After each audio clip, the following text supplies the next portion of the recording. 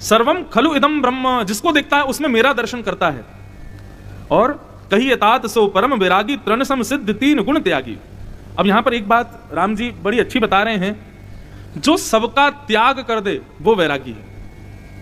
लेकिन मैं अपनी कथा में इसी बात को राम जी के भाव से कहता हूं कि भाई पत्नी त्याग दी, बच्चे त्याग दिए, परिवार त्याग दिया, घर त्याग दिया, सब कुछ त्याग दिया, क्या यही वैरागी व्यक्ति का लक्षण है? कई बार ऐसा होता है कि आप उसका शरीर से तो त्याग कर देते हो, लेकिन चित्त में सदा उसी का चिंतन बना रहता है, तो आप वैरागी नहीं हो, तो आप त्यागी नहीं हो। वास्तव में शरीर से भले ही संग रहो, लेकिन चित्त से, अपनी बुद्धि से उसका त्याग कर दो, यह वास्तविक वैराग्य। सती जी ने राम जी की परीक्षा ली और परीक्षा लेने पर सीता जी का रूप धारण किया। शंकर जी को यह बात अच्छी नहीं लगी और इस नाते से शंकर जी ने सती का त्याग किया। क्या सती का देह से त्याग किया शंकर जी? नहीं, मन से त्याग किया, देह से त्याग नहीं किया। वो तो जब सती को पता चला कि अब ये मेरा त्याग कर चुके हैं, अब मैं नहीं रह पाऊंगी, तो सती स्वयं चली गई सती होने के लिए। बाकी शंकर जी ने उनका देह से परित्याग नहीं किया था। देह से सबके संग रहो, लेकिन मन से उनमें आसक्त मत रहो, ये असली वैराग्य का लक्षण है। कई लोग वैरागी तो बन जाते हैं, सब कुछ छोड़ करके चले तो जाते हैं, लेकिन फिर भी चित्त से उसको निकाल नहीं पाते।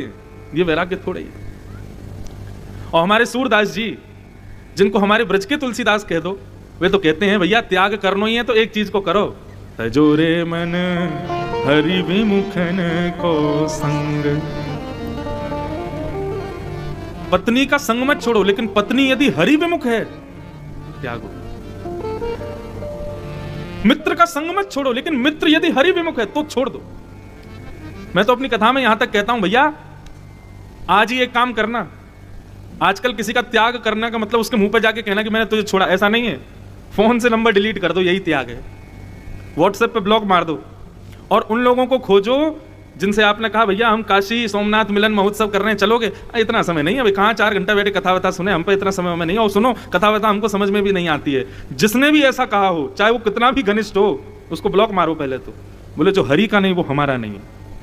तजोरे मन हरि विमुखन को संग। हम आपको सत्य बता रहे हैं।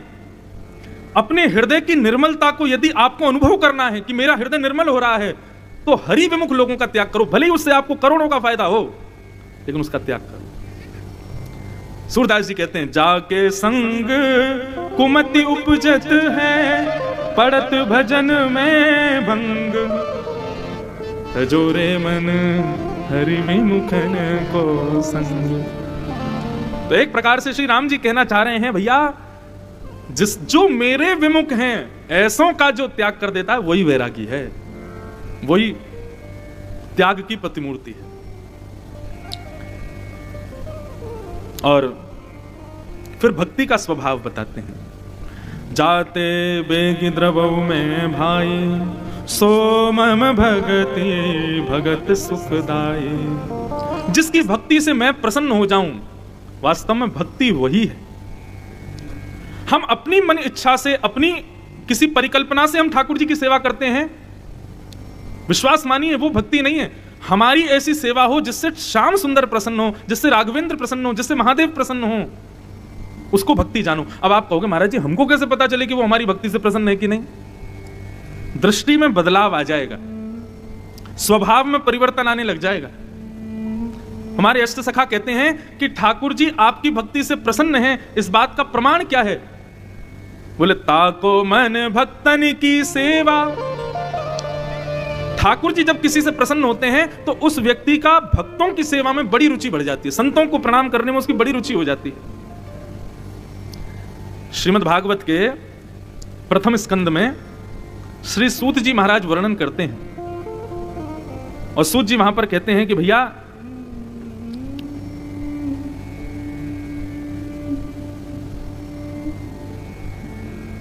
आपको यदि यह बात पता करनी है कि आपके द्वारा चढ़ाए गए बिल्व पत्र शंकर जी ने स्वीकार किए हैं, आपकी बद्रीनाथ केदारनाथ यात्रा से महादेव प्रसन्न हैं, द्वारिका में ध्वजा चढ़ाने से श्री द्वारिकाधीश आपसे खुश हो गए हैं, इन बात का प्रमाण यदि आपको लेना हो तो किसी सत्संग में जाकर के बैठ जाना। यदि उस सत्संग में आपका मन लगने लग जाए तो समझ जाना महादेव ने आपका बिल्व पत्र स्वीकार किया, केदारनाथ बद्रीनाथ की यात्रा हमारी सफल हो गई।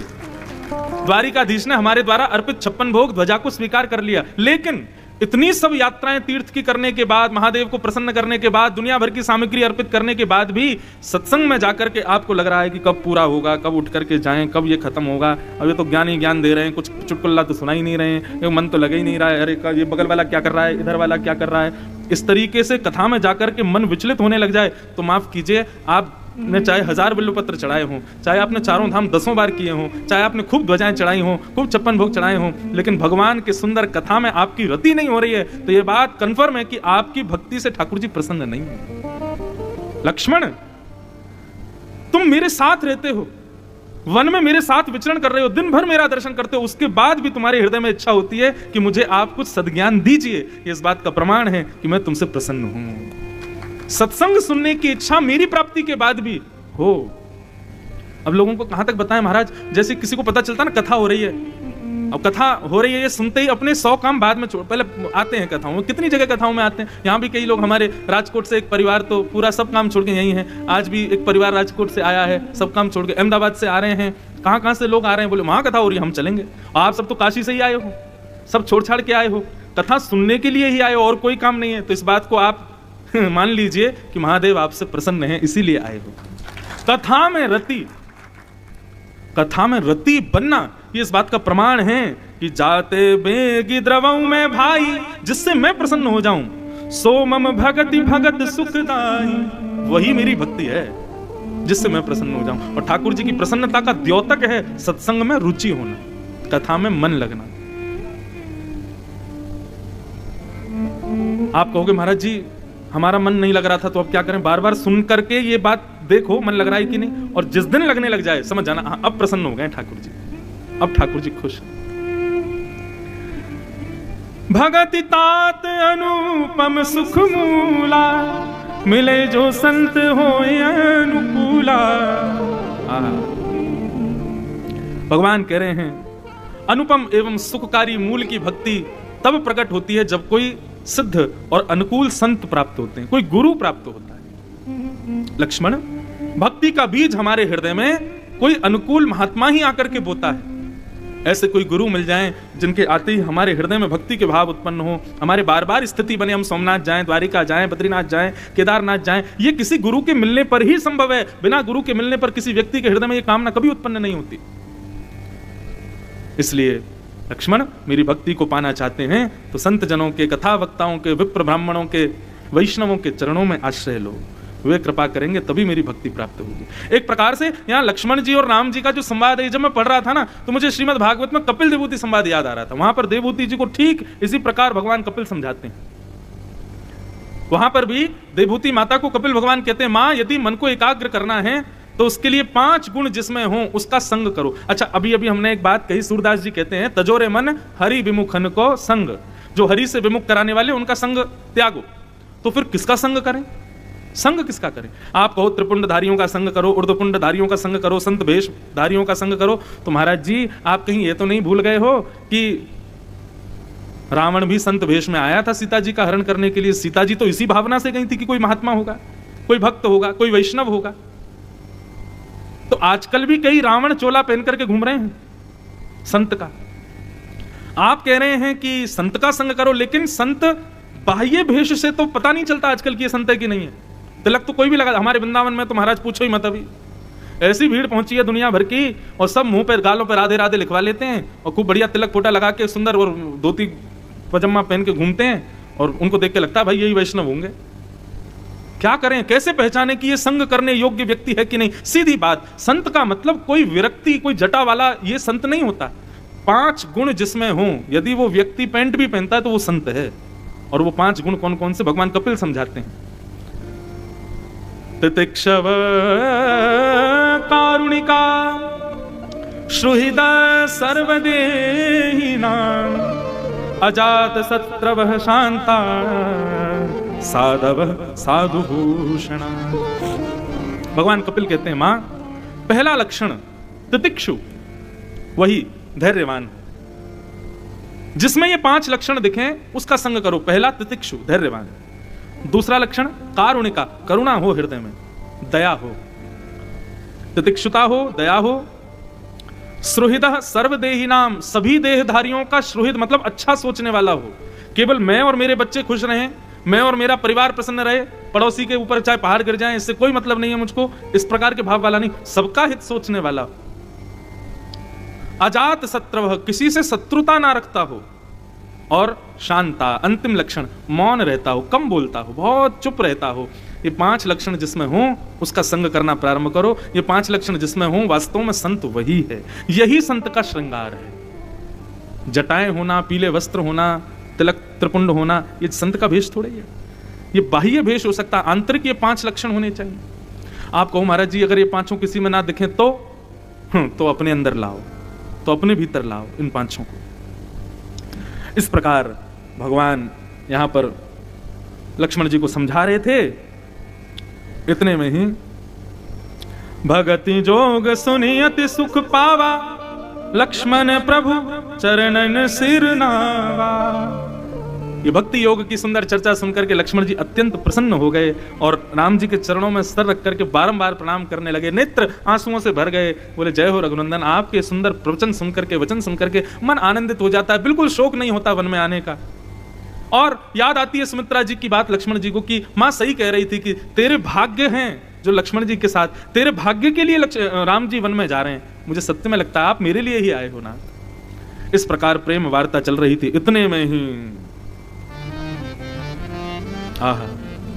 सूपन खारा बन की बहनी, सूपन खारा बन की बहनी, दुष्ट हृदय दारुण जस अहिनी, दुष्ट हृदय दारुण जस।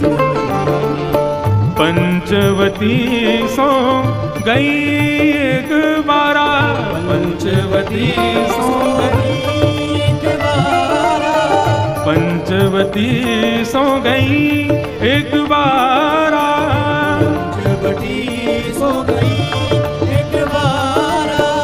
देख विकल भई जुगल कुमारा, देख विकल भई जुगल कुमारा, देख विकल भई युगल कुमारा, देख विकल भई युगल कुमारा।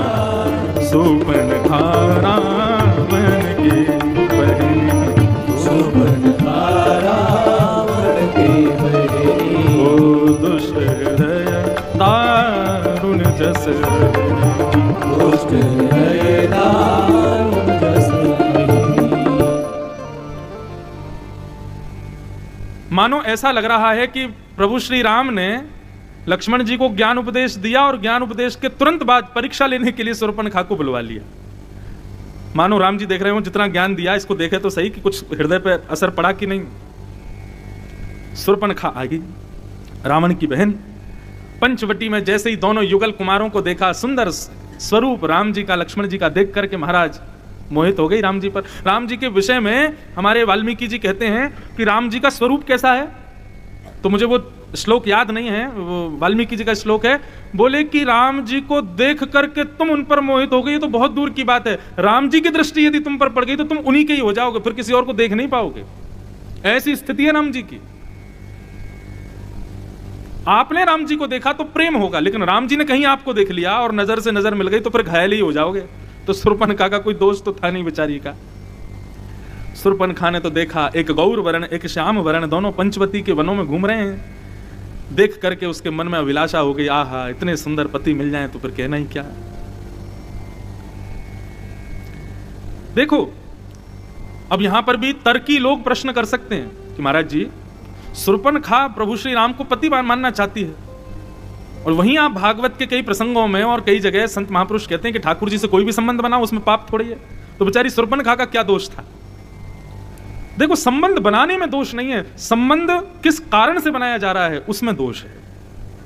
शूर्पणखा राम जी को पति मानती है, किस बात से रीच करके, रूप पर रीच करके, चलो ये भी ठीक है, लेकिन कारण क्या चाहती है, पीछे वासना है, पीछे काम है, और जहां काम तहां राम नहीं, जहां काम रहेगा वहां राम जी नहीं रहेंगे। और जब अज्ञान होता है हमारे हृदय में तब हम रूप पर मोहित होकर के आकर्षित होते हैं। माफ कीजिएगा, हमारे वृंदावन बिहारी लाल के केवल रूप देख करके आसक्त हो रहे हो और ये जानते नहीं कि उनका रूप किस भाव से, ज्ञान नहीं है, तो आप अपने उद्धार में वंचित रहोगे। रूप पर आसक्त होना, परंतु ज्ञान सहित आसक्त होना, तब आपके उद्धार का कारण बनेगा, नहीं तो शूर्पणखा जैसे नाक कान कटेंगे। रूप पर आसक्त हो गई और आसक्त होकर के, चलो आसक्त हो गई, विवाह करने का मन आ गया, यहां तक भी ठीक है, फिर गलती क्या करी? रुचिर रूप धरी प्रभु पही जाई, ये गलती की।